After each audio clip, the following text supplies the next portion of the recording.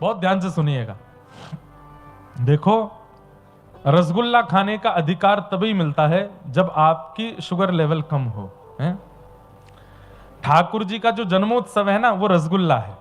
और ये जो कथाएं हैं ना, ये शुगर लेवल को कम करने की औषधियां हैं। ये ज्ञान परक कथाएं, वैराग्य परक कथा, इनको जरूर सुनिए ध्यान से, तभी ठाकुर जी का जन्म होगा हृदय में। इसलिए इन प्रसंगों में ऐसे मत हो जाए कीजिए कि बड़ा कठिन है, बड़ा क्लिष्ट प्रसंग है, ज्ञान वर्धक है या वैराग्य वर्धक है। इनको सुनिए, बहुत कुछ प्राप्त होता है इन भावों से। और कल से तो रसगुल्ला, गुलाब जामुन, संदेश, ऐसी कथाएं हैं, ठाकुर जी की व्रज की लीला है। तो इसलिए आज थोड़ा ये ज्ञान परक भाव सुनिए। कितना सुंदर प्रसंग है। देवभूति माता कहती है, नाथ, मैं अपनी शरीर की समस्त इंद्रियों की इच्छा पूरी करते करते हार चुकी हूं, पर मेरी इच्छाएं पूरी नहीं हो रही हैं, और इनकी इच्छा पूरी करने के चक्कर में हम नरकगामी हो जाते हैं। कृपा करके ऐसा कोई उपाय बताओ कि शरीर की इंद्रियों की इच्छाएं समाप्त हो जाएं। हमारी इंद्रियां शांत नहीं होती।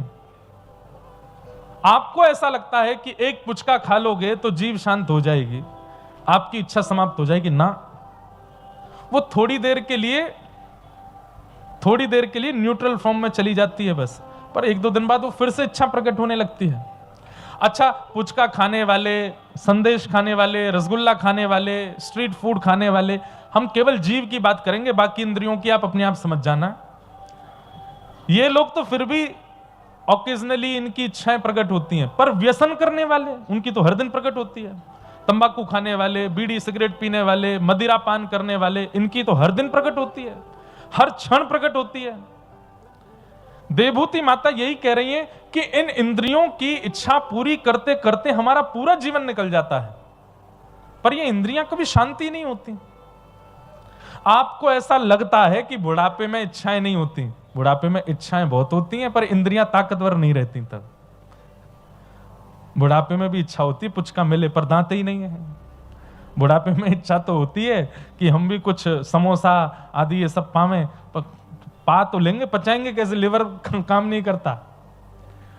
इच्छाएं बहुत होती हैं व्यक्ति की, मरते दम तक इच्छाएं रहती हैं, पर उस समय शरीर साथ नहीं देता।